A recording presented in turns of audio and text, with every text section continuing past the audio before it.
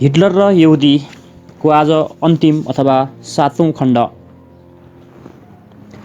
धेरै दिन त के भएको थियो र केवल केही हप्ता मैले जर्मनीमा बिताएँ, तर लाग्यो एउटा युग त्यहाँ बिताएर स्वदेश फर्किरहेको छु। हुन त लन्डनबाट हिँडेदेखि नै म स्वदेश प्रस्थित भइसकेको थिएँ, तर हानोभर छाडेपछि मात्र मलाई लाग्यो मेरो परदेशको यात्रा अब समाप्त भयो। मेरा मोहडा साँच्ची नै घरतिर फर्केको छ। तल जर्मन भूमि सन्ध्याको धुबिलतामा बिलाइसक्न थालेको थियो। मेरो सिटसँग टाँसिएको सिटमा बस्ने यात्रीले एकछिनसम्म त केही बोलेन। एकचोटि उठेर माथि र्याकबाट एउटा पाटुपेन्ट झिक्यो, त्यसबाट एउटा सानो पुस्तक झिकेर त्यसलाई आफ्नो अघिल्लो सिटको पिठ्युमा रहेको पाकेटमा घुसार्यो। ब्यागलाई फेरि र्याकमा राख्यो र यात्राका लागि तयारीको स्थितिमा आफ्नो सिटमा केही ढल्केर बस्यो। मैले एकचोटि उसपट्टि सरसट्टि हेरेर फेरि तल उग्रिँदै गएको जर्मनीलाई हेर्न थालेँ। यद्यपि भारतीय यात्रीको साधारण शिष्टाचार सम्बोधन थियो त्यो, तर म सायद यति आफ्नो भावना डुबेको रहेछु कि जब उसले नमस्ते भन्यो म झस्केर उसलाई हेर्न थालेँ। एकछिनपछि मात्र मैले उत्तर दिएँ, नमस्ते। उसले भन्यो, तपाईँ पनि हिन्दुस्तानी होइन महाशय? मैले भने, म नेपाली हुँ। उसले हाँसेर भन्यो, तपाईँ त बडो कानुनी हुनुहुँदो रहेछ महाशय, रौँलाई तास्ने खालको। आखिर हिन्दुस्तानी र नेपालीमा के फरक? एउटै भूभाग, एउटै संस्कृति, एउटै इतिहास। मैले भने, तर नेपालको भिन्न राजनीतिक अस्तित्व छ नि। त्यो अङ्ग्रेजको साम्राज्यवादी नीतिको दुष्परिणाम हो। उनीहरूले चलेको भए असङ्ख्य टुक्रा टाक्रीमा हिन्दुस्तानलाई बाँडिदिन्थे। आफ्नो चौडा र राम्ररी सिएको कश्मीराको कोटले सुसज्जित ढाडलाई केही बङ्ग्याएर ऊ मासित फर्किएर आफ्नै दाहिने हातलाई मेरो अगाडि बढायो। हत्केला माथिपट्टि पारेर भन्यो, ल आउनुहोस्, तपाईँ नेपाली, म बङ्गाली, एउटै सांस्कृतिक परिवारको दाजुभाइ, हातेमालो गरौँ। म कहिल्यै पनि यस्तो उम्लिदो उत्साही मित्रताको अभ्यस्त भइन। झन् भेटघाटको प्रथम चरणमै हातेमालो गर्ने स्थितिमा पर्नु मेरा लागि बडो अप्ठ्यारो हुन्थ्यो। मैले उसलाई एकचोटि हेरेँ। उसको चेहरामा हृदयको खुलापन र आत्मविश्वासको झलक थियो। गोरो चेहरा, हँसिलो कालो फ्रेमको चस्मा, पातलो च्याप्टो सुनको डन्डी भएको आँखा, प्रफुल्लताको उज्यालो, सब मिलाएर उसको चेहराको छाप पर्थ्यो। खुलापनको, प्रसन्नताको, हार्दिकताको। हात पसारे उसले भन्यो, मेरो नाउँ डाक्टर सुनिल भट्टाचार्य हो। मैले उसको हात टिपेर आफ्नो नाउँ भने। उसले भन्यो, महाशय, कहिल्यै पनि आफूलाई भारतीयभन्दा भिन्न नमान्नुहोस्। एउटै परिवार, अभिन्न नेपाली र भारती।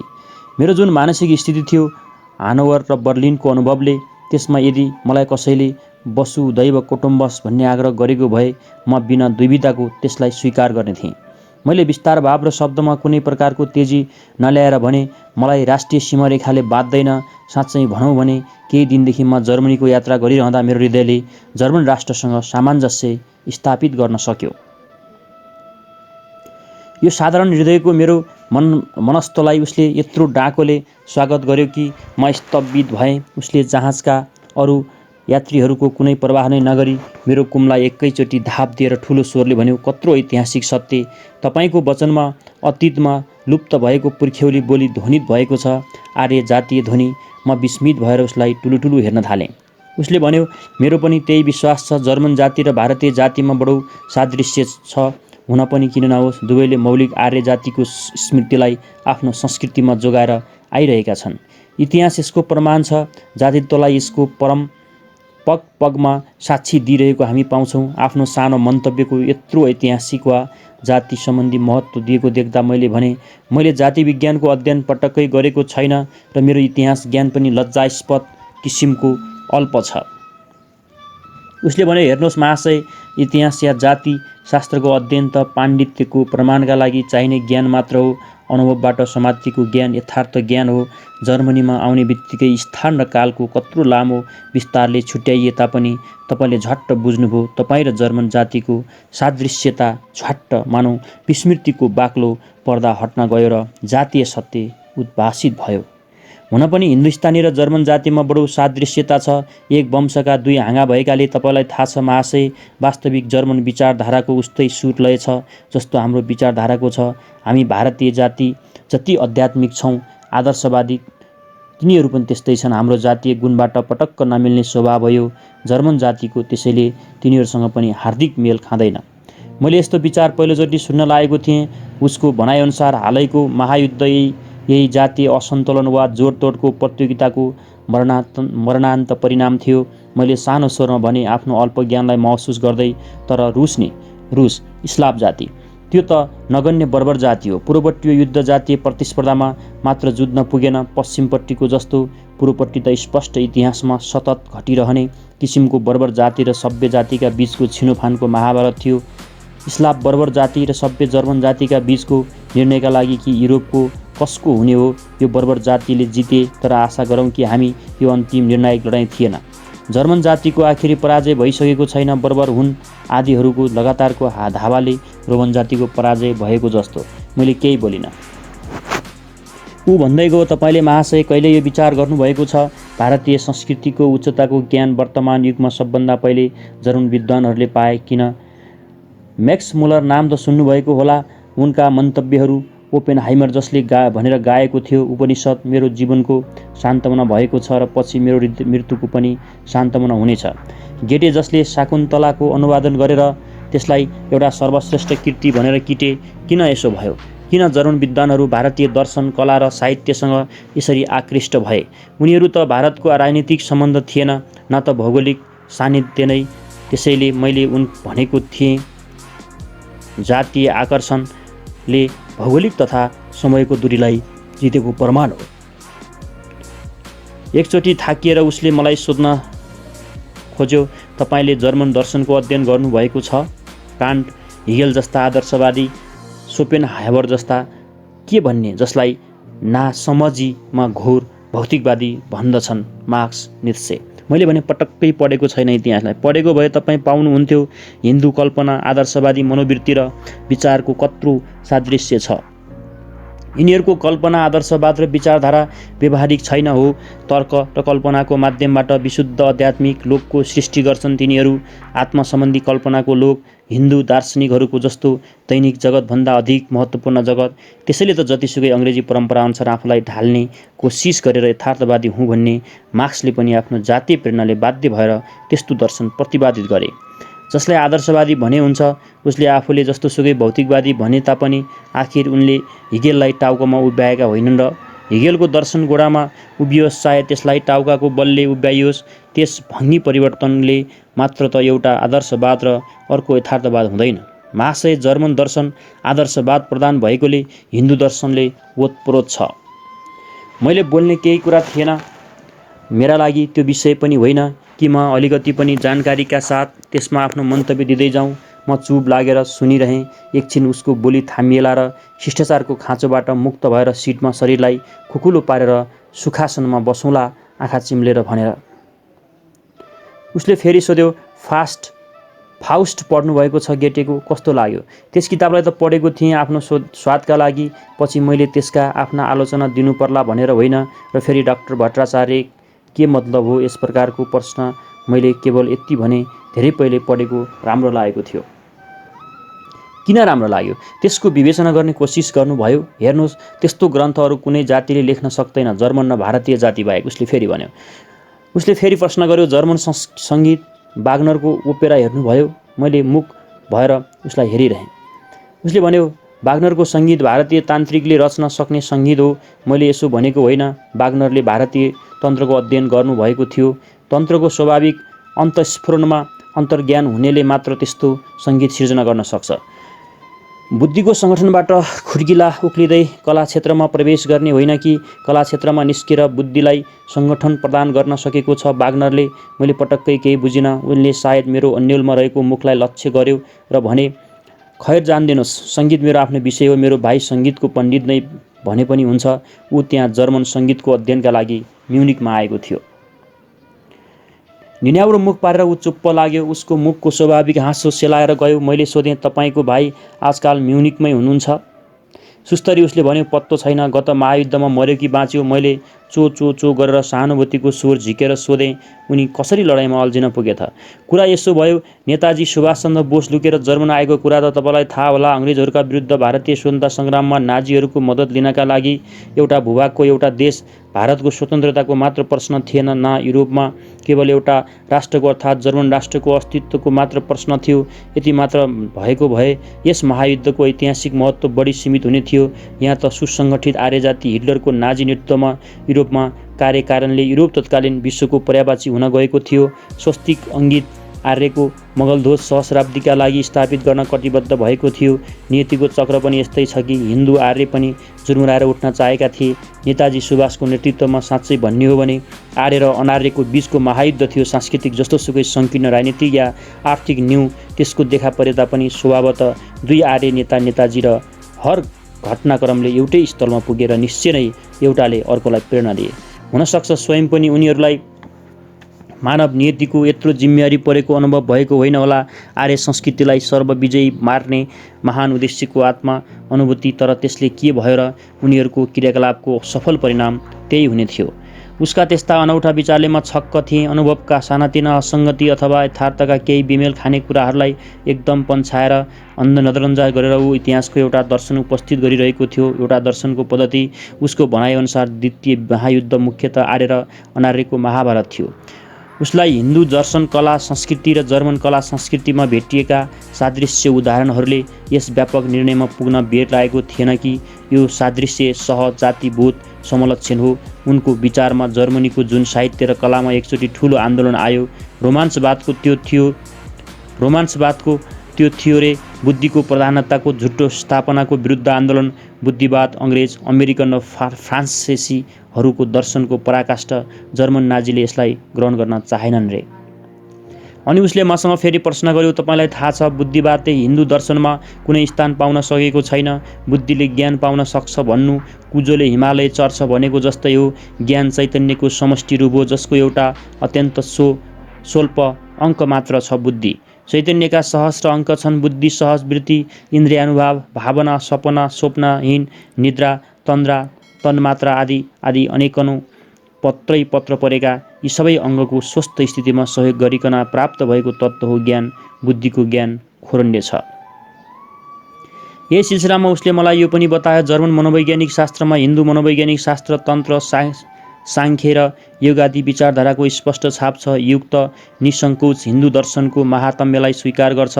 आखिर मानवको मूल तत्त्व के हो? जीवन शक्ति, जो सबको मनमा अन्तर्प्रभावी छ। त्यही शक्तिलाई उसले महात्म्य हाम्रा मुनि र द्रष्टाहरूले हजारौँ वर्ष पहिले सुनाइसकेका छन्। जर्मन मनोविज्ञान शास्त्रीहरूले पनि त्यसलाई पहिल्याउन थालेका छन्।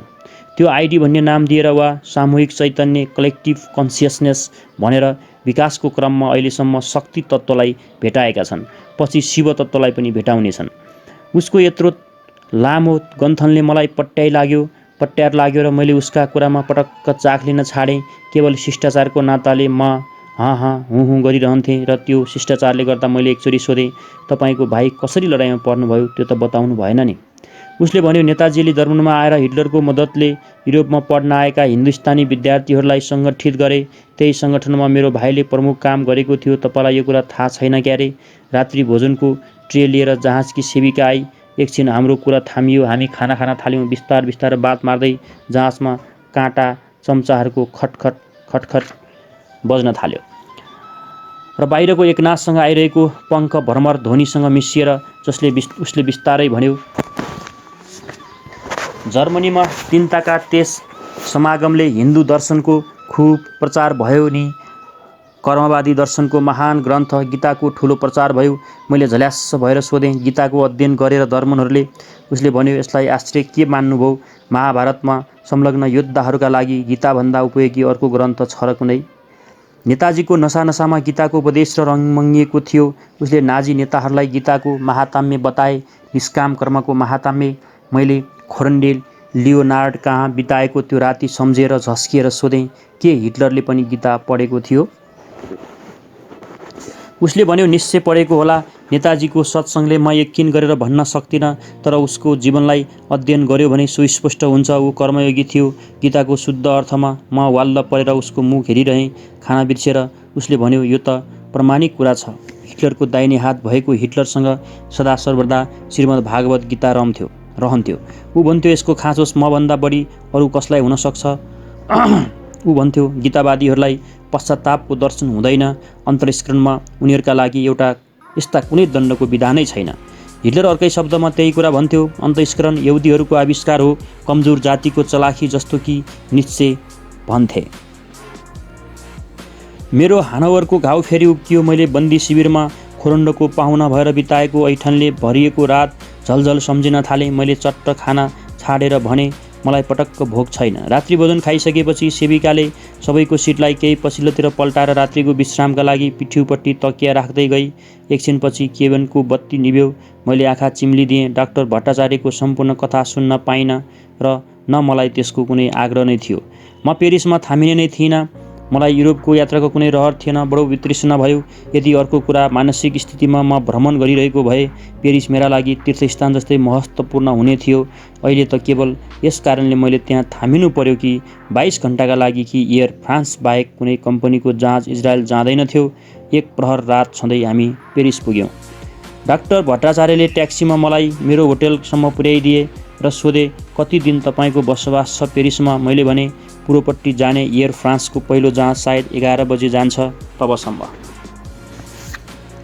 बडो सानो प्रोग्राम राख्नुभएछ पेरिस आवासको।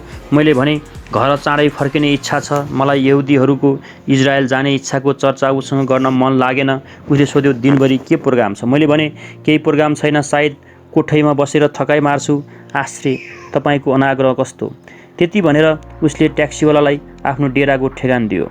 म आफ्नो होटेलको मलिन कोठामा आएँ र सानो कोठा, पिटेको फलामका पातला गोडाका बुट्टेदार टेबल, कुर्सी र खाट र त्यसै फलामे बुट्टेदार बेकेटका 2टा बिजुली बत्तीको मध्यम ज्योति, फर्समा पातलो पुरानो भुवा उडिसकेको एउटा दरिद्र कार्पेट। यही हो मेरो पेरिस।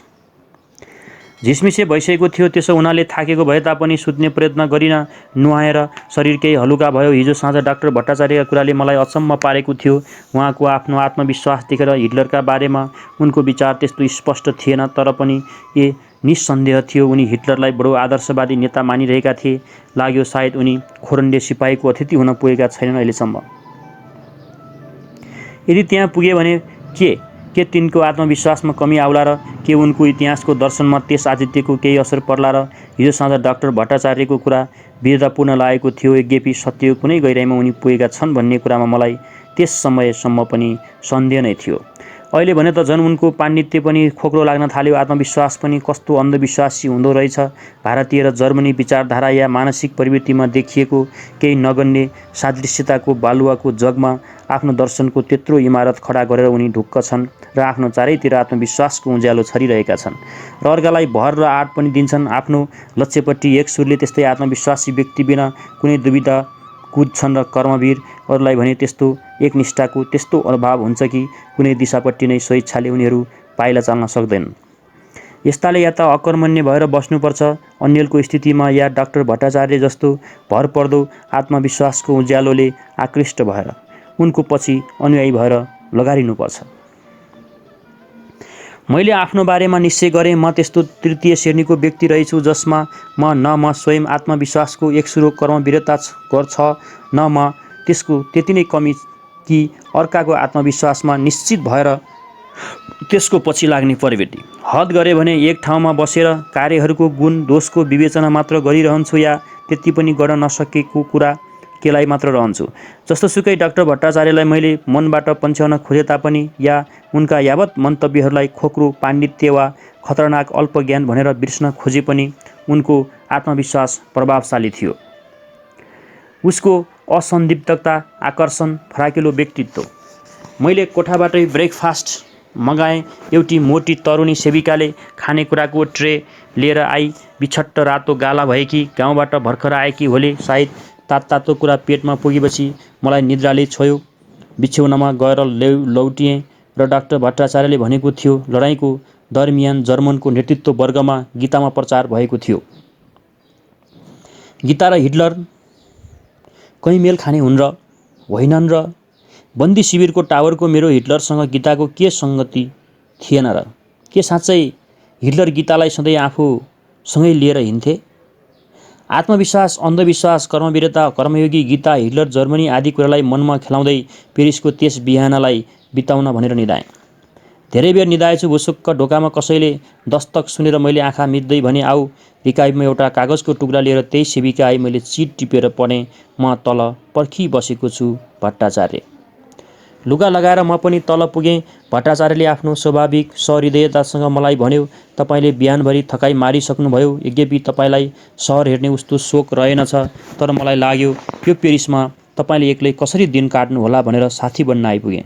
हिँड्नुहोस्, पहिले केही हालौँ पेटभित्र, अनि सहरका दर्शनीय कुराहरू हेर्न जाउँला।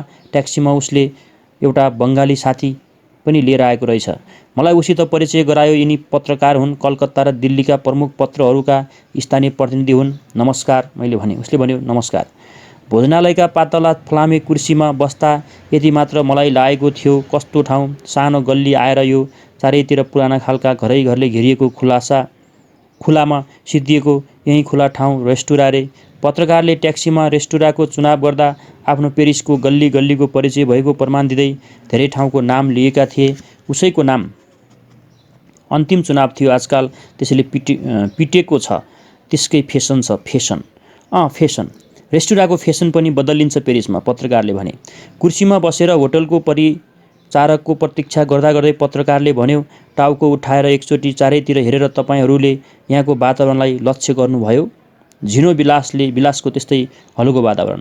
त्यो खुला ठाउँ एउटा बृहत् चोक जस्तो, जसमा 7-8 वटा पपुलरका 5-6 वटा म्याम्पलका र अरू केही पातला खिरिला खालका वृक्षहरू, सुकेका पहिलिएका पातले ढकमक्क भएको भुइँका उपर धूप छाएको सट्टापट्टा भइरहेका बुट्टा र नबडारिएका पातहरूमाथि पहिलिएका 3 चुच्चे 5 चुच्चे करौँदी जस्ता किनारा भएका पातहरू वृक्षबाट झरिरहन्थे।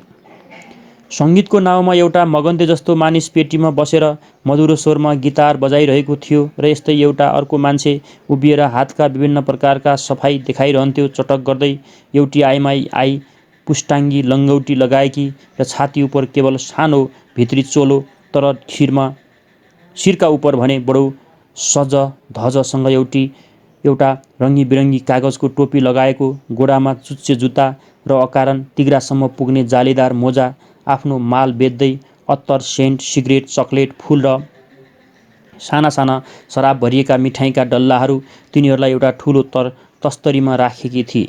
त्यो उसको सेतो फराकिलो भुँडी नाइटोको बिचोबीच अड्याइएको थियो। घाँटीबाट भिरेको फिताको सहाराले हाम्रो टेबलमा आएर उभिएर मुस्कुराई। पत्रकारले मलाई सोध्यो, केही किन्नुहुन्न? अनि हाँसेर सायद व्यर्थ ठट्टामा थप्यो, स्तनको छायामुनिका सामानहरू। मालवाली हाँसेर प्रतीक्षा गरिरही अनि भनी, मसिनो लाडेश्वरमा एउटा सेन्ट किन्नुहुन्न आफ्नीलाई? कहाँ किनेको, कोसँग भनेर नभन्नुहोला, एउटा फुल नै सही।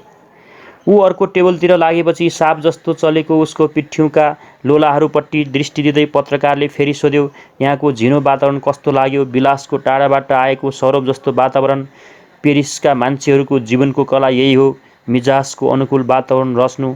डाक्टर भट्टाचार्यले भने, यहाँसम्म शुद्ध वातावरणको कुरा गर्नुहुन्छ भने जति त्यसको सृष्टिमा जापानीहरू सिद्धहस्त छन्, त्यसको कसले मुकाबिला गर्न सक्ला? मेरो यस बहसमा सही थाप्ने सामर्थ्य थिएन। म वातावरणपट्टि ध्यान नदिएर खान थालेँ। बङ्गाली मित्रहरूको सौजन्य थियो। उनीहरूले मलाई बडो चाखसँग सहरको परिक्रमा गराए, दार्शनिक वस्तुहरू देखाउँदै। म झनै रिङ्गिएँ। एक त म आदर्श पर्यटक थिइनँ, त्यसमा झन् एक दिनको तृतीय प्रहारको अवधिभित्रै पेरिस सहरका पर्यटकको उपयोगी वस्तुहरूको निरीक्षण एउटा सजाय जस्तो भयो मलाई। शरीर र मन दुवै थाकेका थिए। मौका पाएको भए होटलको कोठामा बसेर थकाइ मार्ने थिएँ, तर यसको सट्टा यहाँ 2 सहृदय मित्रहरूको पन्जामा परेर दौडादौड गरिरहेँ। पेरिसका कहिल्यै पनि नसिद्धिने सडकहरूका उपर खडा इमारतहरूलाई, बाटाहरूका स्तम्भहरूलाई घाँटी तानेर हेर्दै, अनेक विजय तोरणको तलबाट गुज्रिँदै, आर्ट ग्यालरीहरूका भित्तामाथि ठन्डा आँखा घुमाएर पत्रकारको अनवरत स्पष्टीकरणलाई कान थाप्दै, ऐतिहासिक, कलात्मक, स्थापत्य सम्बन्धी, इन्जिनियरिङ आदि वस्तुको निरीक्षण गर्दै, नोत्रदामका गोथिक स्थापत्य गठन अग्लिँदै गएका त्यहाँका सुन्तक मूर्तिहरू, भित्ताबाट निस्किएका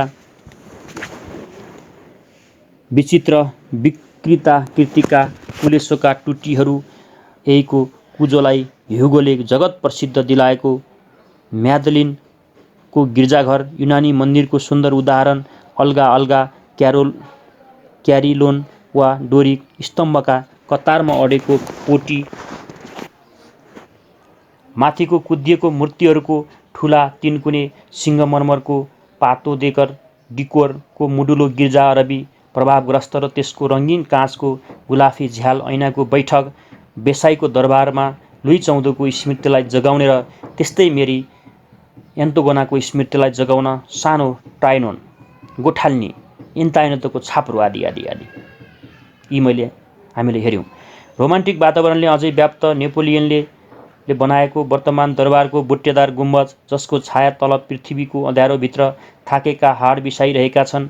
अष्टमार्गीय केन्द्रमा उभिएको अझै विजयको तुजुक लिएको विशाल तोरण, जसको फेदमा अज्ञान सिपाहीका लागि बलिरहेको अखण्ड ज्योति, प्लेस डी ल्याकोन कोर्डे आकाशलाई भेदन गर्दै उठेको मिश्री प्रस्तर स्तम्भ, अहङ्कारका केही ऐतिहासिक दृष्टान्त आफ्नो शरीरमा नमेटिने गरी खोपिएको त्यही उच्च बैठकको शिलाउपर गुलियन कस्टनका मार्ली घोडाहरू, हर्सेस अफ मार्ली, प्रचण्ड शक्तिसूचक ट्वेलेरिज उद्दाण्ड, मिरीचोकी बेथरिनको विलासस्थल, राज्यक्रान्तिको इतिहासले प्रसिद्ध पारेको दरबार, जहाँ मेरी अन्तोन्यात पेरिसका गल्लीका अधोध हुलको गन्धले आत्तिएकी थिइन्, तर जो अर्को राज्यक्रान्तिमा ध्वस्त पारिएको।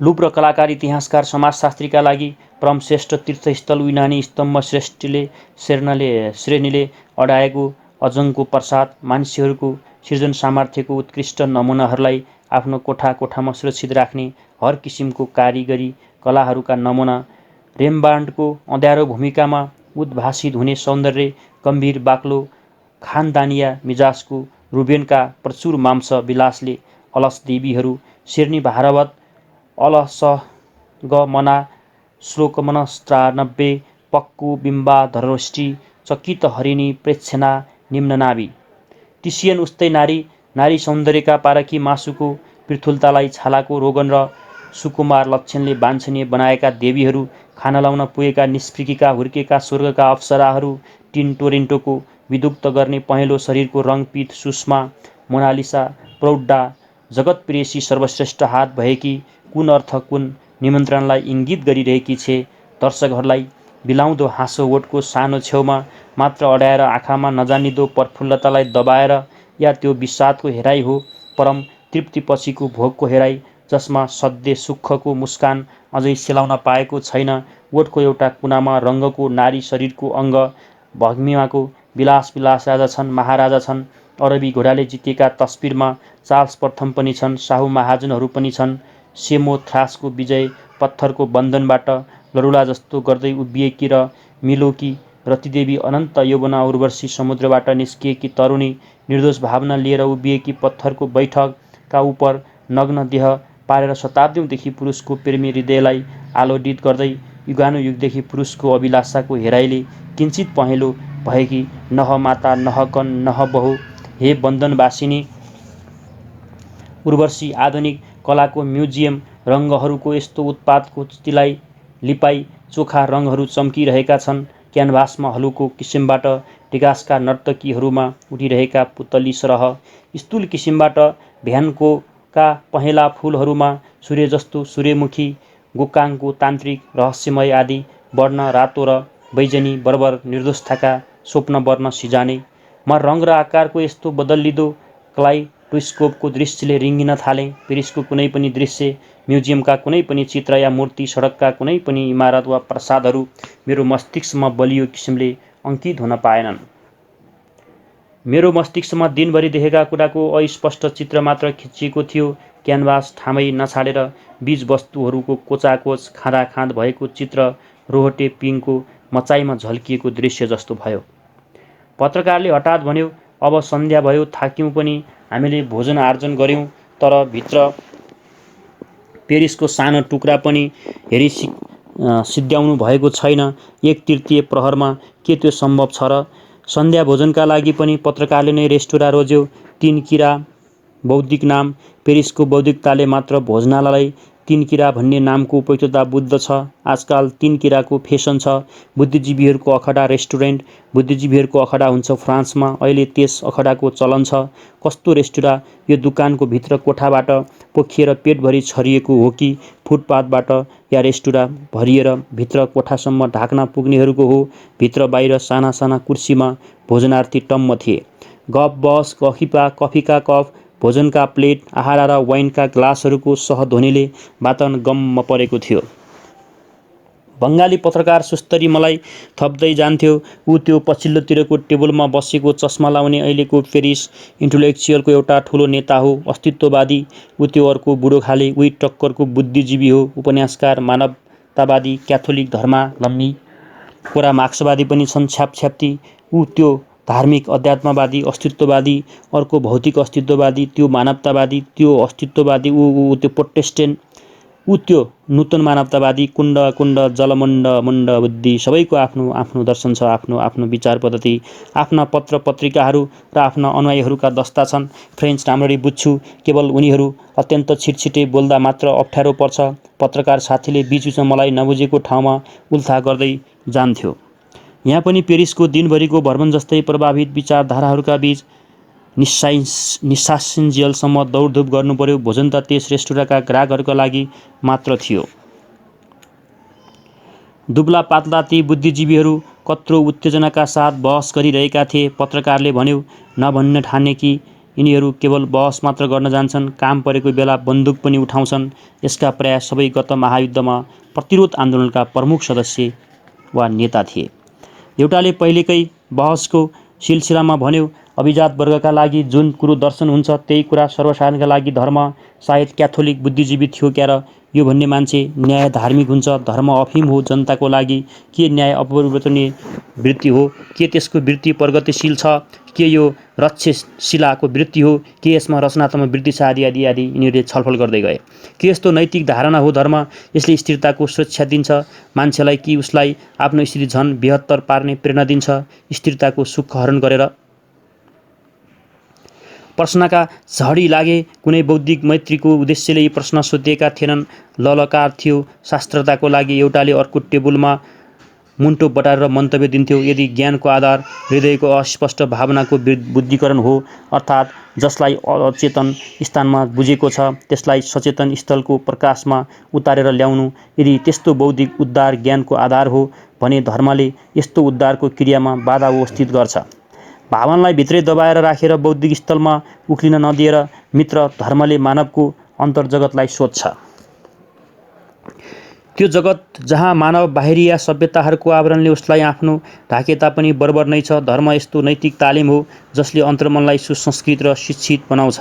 बहसको गरमागरम ध्वनि, भोजन, कफी, मद, सिगरेटको गन्ध र धुवामा रङमङ्गिएको कण्ठध्वनिमा त्यस्तै तात्कालिकता र क्षणभङ्गुरता जस्तो त्यहाँको धुवा र गन्धमा केवल उड मरिरहेको गन्ध, धुवा र केवल गुन्जिरहेको मानव कण्ठध्वनि बहसमा खुब सरगर्मी थियो।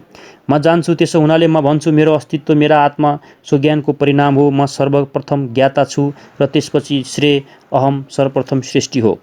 होइन महाशय, म छु, त्यसै हुनाले म जान्दछु, मेरो अस्तित्वको परिणाम हो मेरो ज्ञान। म सर्वप्रथम श्रेयको रूपमा अवतरित हुन्छु अर्काको आँखामा र मेरो सो ज्ञान अर्काको आँखाको मार्फत हुन्छ। यदि अर्को भन्ने तत्त्व सबैलाई मेटाइदियो भने, उनीहरू रहेनन् भने मेरो पनि अस्तित्व लोप भएर जान्छ।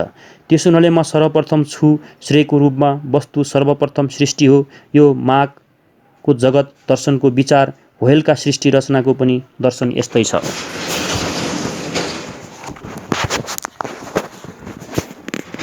अर्कोले भन्यो, नजिकको टेबलबाट पेरिस सभ्यताको पराकाष्ठा हो, सार हो, कारण त्यो तीन कुरामा जीवित छ, बुद्धि, नारी र भोजन। यहाँ शास्त्रताको तीव्र बौद्धिकता रहन्छ। यहाँका रमणी सार्थक नामवाला छन् र यहाँको भोजन अद्वितीय छ। त्यसैले पेरिसले तीन कुरा मानव सभ्यतालाई दिन सक्यो, स्वतन्त्रता, कला र पाकशास्त्र। जबसम्म क्याफ वा रेस्टुरेन्टमा मान्छेहरू बहसका लागि भेला भइरहलान्, तबसम्म सडकमा गइरहेका नारी सौन्दर्यलाई कदरको अभिनन्दन चढाउन पुरुषले घिच्रो लम्ब्याएर उसलाई फर्की फर्की हेरिरहलान्, वा जबसम्म 200 परिकारका चिजको शौक यहाँका बासिन्दाले जिब्रोमा कायम रहला, तबसम्म साथी हो सभ्यताको केन्द्रमा स्वतन्त्रताको जागरुकता, कलाको भावना र उच्च जीवनको आदर्श स्थापित हुनेछ।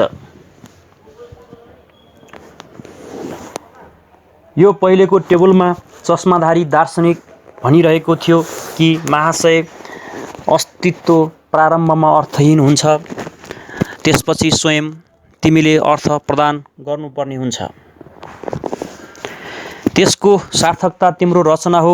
जीवितै भइरहने जानेर प्रक्रियामा रच्दै गएको जीवन भइरहने प्रक्रिया के हो? बाँच्नु भनेको हिँड्नु जस्तो कुरा हो। तिमी पहिलो पाइला चाल्छौ र त्यसरी हिँडाइको प्रक्रिया सुरु गर्छौ। पाइला चलिरहेको प्रक्रियालाई हिँडाइ भनिन्छ। जीवनमा पनि त्यस्तै तिमी एउटा असल कदम हिँड्छौ, अर्थात् एउटा निर्णय लिन्छौ र यसरी तिमी जीवनको प्रक्रिया प्रारम्भ गर्छौ र तिमीले लिइरहेका निर्णयहरूको श्रृङ्खला तिम्रो जीवन हो। त्यही हो तिमी बाँचेको भनेको। अब जब तिमी हिँड्छौ, स्थानको अन्ततामा तिमी एक दिशापट्टि आफ्नो गोडा चाल्छौ। विचारपूर्वक होस्, चाहे त्यो अलहडमा। अलहडको घुमाइ निरुद्देश्य घुमाइ पनि हिँडाइ नै हो। त्यस्तै चयनको अनन्त सम्भावनाहरूमध्ये एउटालाई रोजेर तिमी एउटा निर्णय लिन्छौ। तिमी बाँच्छौ त्यस निर्णयद्वारा। आफूलाई अलहडमा तिमीले रोजेको निर्णय होस्,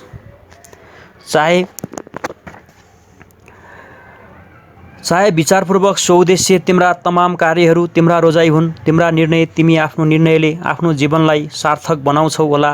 अधिकांश मनुष्यका लागि केवल खानु, लाउनु, धन आर्जन गर्नु, राति दुलहीलाई पेट बोकाउनु, एक प्रयत्न गरेपछि बिहानसम्म निदाउनु, बस यति नै तिनको त्यही अर्थ हो आफ्नो जीवनको।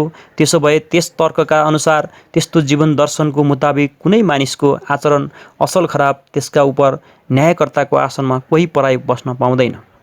निसन्देह पाउँदैन। अर्कालाई फैसलाको अधिकार छैन। त्यसले आफ्नो बारेमा आफै फैसला दिन्छ। आफ्नो निर्णयात्मक कार्यद्वारा जीवनमा निर्णय लिने उसको स्वतन्त्रताले उसलाई आफू उप आफै जज हुने अधिकार दिएको छ। एउटा सिपाही आफ्नो बुढी आमाको मायामा देशप्रेमलाई त्याग्छ भने आमा जसको स्याहार सम्हारका लागि ऊ आफूलाई जिम्मेवार पाउँछ, त्यसलाई त्यसै देशद्रोही भन्न पाइँदैन। त्यस्तै अर्को सिपाहीले आमाको स्नेहलाई बेकदर गरेर स्वदेशका लागि सुली चढ्यो भने त्यसलाई कुपुत्र भन्न पाइँदैन। दुवैका लागि मेरो एउटा प्रश्न मात्र छ, के तिमी आमाको ठाउँमा देश वा देशको ठाउँमा आमालाई रोज्दा आफ्नाप्रति इमान्दार थियौ? मेरो मात्र हो केवल उसको इमान्दारी।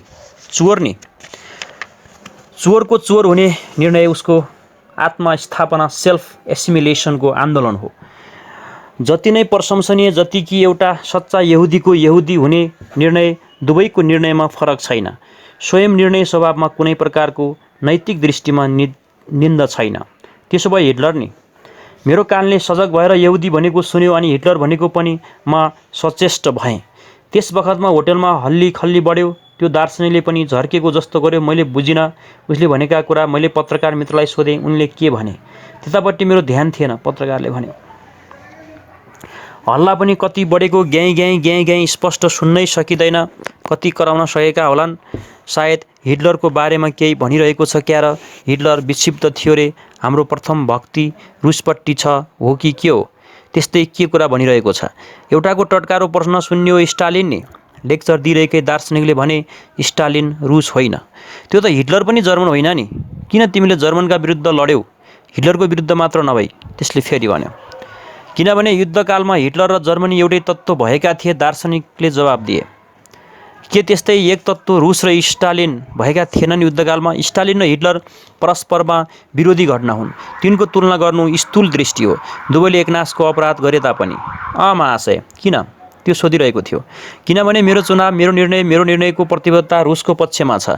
मेरो भक्ति, लोयलिटी उसका प्रति छ। दार्शनिकको यो उत्तरपछि स्वीकृतिको सहस्र कण्ठ ध्वनि उठ्यो टेबलबाट। त्यो जिद्दीवाला युवक भनिरहेको थियो, नाजीहरूले को पनि त चुनाव, उनीहरूको पनि निर्णय, उनीहरूको पनि आबद्धता हिटलरको पक्षमा थियो। उनीहरूको भक्ति जर्मनका प्रति थियो। उसले हरुवा जस्तो जिद्दी समातेर भन्यो, यी कुराहरू केवल तपाईँको चातुर्य हो, वाक चातुर्य। र जोसमा आएर ऊ उठेर गयो। हाम्रो नजिकैको टेबलमा पेरिसलाई सभ्यताको केन्द्र भन्ने व्यक्तिले उसको पिठ्युलाई सम्बोधन गर्दै भन्यो, आखिर युवक, दर्शन या साहित्य वाक चातुर्य नभए के हो त? सत्य शब्द हो। प्रारम्भमा शब्द थियो। शब्दलाई मेटिदेऊ, सत्य मेटिन्छ। कारण सत्यको आत्मा शब्द नै हो। किनभने शब्द या त चातुर्यपूर्ण हुन्छन् या लोसे पट्यार लाग्दा सत्य पनि तद अनुरूप आमोदजन्य या निरस, स्वाधीन, जीवित वा निष्प्रमाण। पत्रकारले भन्यो, त्यसैले आफ्नो जीवनलाई शब्द भन्ने संज्ञा दिएको छ। डाक्टर भट्टाचार्यले हठात घडी हेरेर भने, महाशय, यो शब्द आडम्बरमा भुलेर घर फर्कने विचार छाड्नु भयो कि क्या हो? हतार गर्नु पर्यो, नत्र प्लेन छुट्ला। उड्दै पत्रकारले भन्यो, यो शब्द आडम्बर होइन, यसलाई शब्दविलास भन्नुहोस्। आडम्बरमा सुख भोगको सङ्केत रहँदैन, त्यो त कोरा कौशलहीन गवारपन हो। यहाँका दार्शनिकहरू विचारलाई प्रेसी भन्ने ठान्छन्, विलासको वस्तु, रसानुभूतिको वस्तु। डाक्टर भट्टाचार्यले भने, महाशय, विचार विलासको वस्तु होइन, यो रमणी होइन। यो कार्यक्षेत्रको महाभारत जो हाम्रो जीवन हो त्यसको अस्त्र हतियार हो, फ्रेन्च खिसकेको जाति हो, यो पतन उन्मुख छ। पत्रकारले भन्यो, त्यसो नभन्नुहोला, मैले अघि नै भने नि, तिनीहरू प्राय सबैले बन्दुक उठाएका थिए। गत महायुद्धमा कलमका योद्धा र बन्दुकका योद्धा उस्तै सुरवीर हुन्। त्यसो भए उनीहरूको दर्शनसँग उनीहरूको कर्म प्रेरणाको केही सम्बन्ध रहेन, डाक्टर भट्टाचार्यले भने। यही त म भनिरहेको छु, विलासको वस्तु हो दर्शन। यहाँ शैय्याको रमणी र कर्म प्रेरणामा पनि त केही सम्बन्ध छैन, पत्रकारले भन्यो। डाक्टर भट्टाचार्यले फेरि भने, त्यसो भए आफ्नो आफ्नो दर्शनलाई काखी च्यापिरहे पनि उनीहरू जीवनको मैदानमा, युद्ध क्षेत्रमा कुनै पनि पक्षपट्टि भएर लड्न थाल्ने थिए। पत्रकारले भने, हो त, यो त ऐतिहासिक संयोग भन्नुहोस् या दर्शनतेर राष्ट्रिय भावनाको अन्धवेग भन्नुहोस्, यिनीहरू हिटलरका विरुद्ध एक भएर लडे। हुन सक्थ्यो यिनीहरू हिटलरको पक्षमा भएर पनि लड्न सक्थे, या यिनीहरूमध्ये एकतिर र अर्कोतिर भएर पनि लड्न सक्थे। संयोग महाशय, संयोग। यिनीहरूको दर्शनसँग यिनीहरूको जीवनको ऐतिहासिक कार्यहरूको के सम्बन्ध छ र? दर्शन पनि कला जस्तै सौन्दर्य विज्ञानको एउटा प्रयोग, अभ्यास न हो? सङ्गीतमा ध्वनिको सङ्गठनद्वारा, चित्रमा रङ्गको, नृत्यमा गतिको विन्यासद्वारा तथा दर्शनमा विचार या शब्दको विन्यासद्वारा सौन्दर्य विज्ञानको प्रयोग, अभ्यास हुन्छ। डाक्टर भट्टाचार्यले अलि चर्को स्वरमा भने, विचार या दर्शनले कार्यको सहायक हुनुपर्छ। पत्रकारले भन्यो, दर्शन कला हो, हेतुरहित, विलासको वस्तु हुनु हुँदैन। महाशय, डाक्टर भट्टाचार्यले भन्न नपाउँदै पत्रकारले फेरि भन्यो, महाशय, नाटुङ्गिने बहस, शब्दको चर्खा जसको अविराम गतिमा असल खराब, सुन्दर असुन्दर, जीवन मरण, हिटलर यहुदी, सेतो कालो, सारा बेमेलहरूको तत्त्वहरूले साटोफेरो गर्छन्। कुलो र कुरो जता पनि मोड्न सकिन्छ। साँच्चै नै निकै हतार गर्नु परेछ। ट्याक्सीमा, होटल र होटलबाट एरोड्रोमको दौडादौडको मलाई सम्झना छ। पेरिसको दिनभरिको म्युजियमहरूका कलाहरूका बीच गरेका दौडादौड र साँझमा दर्शनशास्त्रीहरूको विचारका गहिरा सुरुङहरूभित्रको दौडादौड जस्तो ट्याक्सी ड्राइभरको अन्धाधुन्धको हकाइ, मलाई त्यस एक दिनको मेरो पेरिस आवासको एउटा मात्र प्रबल छाप पर्यो। मिचामिचको र भागाभागको, रिङ्गिएको। ओर्ली एरोड्रोम, त्यहाँ पनि त्यस्तै हतार, नत्र प्लेन छुट्छ महाशय, चाँडै रन्थनिँदै रिङ्गिँदै। पेरिसका दुई सहृदय बङ्गाली मित्रसँग हतारको बिदाईको हात हल्लाइबाट फुर्सद पाएर म आफ्नो सिटमा आएर बसेँ। नमस्कार, कृपा गरेर सिटको कम्मरपेटी बाँध्नुहोला, प्लेनमा मलाई यस्तो भनियो। र अन्तिम र अपुरो अध्याय छ अब। कृपया सिटको कम्मरपेटी बाँध्नुहोस्। कस्तो भुसुक्क निदाएछु, लाखु पदार्थ खाएको जस्तो। प्लेनकी होस्टेसले सुरिलो स्वरले म झस्केर बिउजिएँ। उसको स्वर फेरि सुनियो। अब हामी केही क्षणमा तेल अभिवको एरोड्रोममा पुग्छौँ। अहिले मेडिटेरियन सागरका उपर तट समीपमा छौँ। बिहानको स्वच्छ प्रकाश आकाशमा छरिएको थियो। तल निलो भूमध्य महासागर, मेडिटेरियन सागर लघु तरङ्गले स्पन्दित, टाढा टाढाका पृथ्वीका किनारामा उठेका लहरा बुट्टेदार नक्सा जस्ता धेरै दिनपछि यस्तो उज्यालो देख्न पाएको थिएँ। अब प्लेन उडिसकेको छ, मेडिटेरियन सीको माथि पुगिसकेको छ। उनी भन्छन्, चराचर सुस्पष्ट किसिमका झकझक गरिरहेको, एकैछिनमा तटलाई नै एकैचोटि छुला जस्तो गरेर जहाज पिङ जस्तो मच्चिँदै ओर्लियो र समुद्रलाई हठात छाडेर पृथ्वीमाथि उड्न थाल्यो। त्यस आतप्त पृथ्वीको बालुवा राशि पग्लेर प्रकाश प्रवाह भएर बगेको जस्तो भयो। पहेँलो बुट्टाबुट्टी, हरिया सघन बगैँचाहरू, खेत, गाउँ बस्ती, सारा मान तल थर्किँदै तीव्र गतिले पछिल्लोतिर बग्न थाल्यो। वेगको प्रवाहमा परेर मैले निश्चय नै यात्रीको अजनबी व्यवहार गरे हुँला। नयाँ ठाउँमा पुगेपछि यात्रुका आँखा केही खोजेको जस्तो चारैतिर घुम्न थाल्छन्। त्यस्तै मैले पनि यताउति पक्क परेर हेर्न थालेँ हुँला। पेरिसको ओर्ली एरोड्रमको चकचकी र त्यहाँको तडक भडक नफासतपछि यो लर्ड एरोड्रम यति सादा लाग्यो कि कुनै गाउँमा पुगेको जस्तो भयो। मेरो त्यस समयको लाटोपन अजनबीको साधारण विस्मयको हेराइ मात्र थिएन, त्यसमा थपिएको थियो होला वैषम्यबोध अनायास पेरिससँग मेरो चेतनाले तेल अबिबको तुलना गर्न थाले होला। भन्सार अड्डाको तगारो काटेर बाहिर आइपुग्न साथ खाकी पैन्ट र हाफ सर्ट लागेको हँसिलो व्यक्तित्व भएको मान्छेले भन्यो, क्षमा गर्नुहोला महाशय, तपाईँ के नेपालबाट आएको होइन मिस्टर भनेर प्रश्न सोधिन्छ। मैले भने हो। उसले मेरो हातको सुटकेसलाई मबाट लिएर घरपट्टिको शिष्टाचारले भन्यो, स्वागत छ इजरायलमा, म तपाईँको सेवाका लागि स्ट्रिङबाट खटिएको व्यक्ति हुँ, 1 हप्ताका लागि तपाईँको मित्र र गाइड पनि। त्यसै बखतमा मलाई लाग्यो गोलबर्गले म इजरायल आउने कुराको खबर पठाइसकेको रहेछ। र हिटलर र यहुदी यसरी नै टुङ्गिन्छ। बिपी कोइराला वास्तवमा जेलबाट निस्किएपछि उनले यो पुरा गर्न सकेनन्, यो अपुरो नै रह्यो र यत्तिकै प्रकाशन गरिएको छ। हिटलर र यहुदीको निष्कर्ष छैन, कम्प्लिट छैन, यो पूर्ण भएको छैन। तर पनि यसका अघिल्ला पाठहरूमा धेरै कुराहरू आएको छ।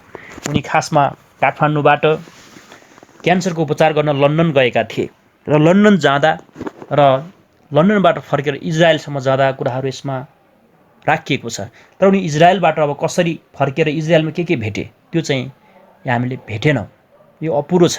बिपी कोइराला त्यत्तिकैमा उहाँ जेलबाट छुट्नुभयो लेख्दा लेख्दै, केही पछि लेख्नुभयो त्यसै फेरि उहाँ चाहिँ नै को डेथ भयो र यो अपुरो रह्यो।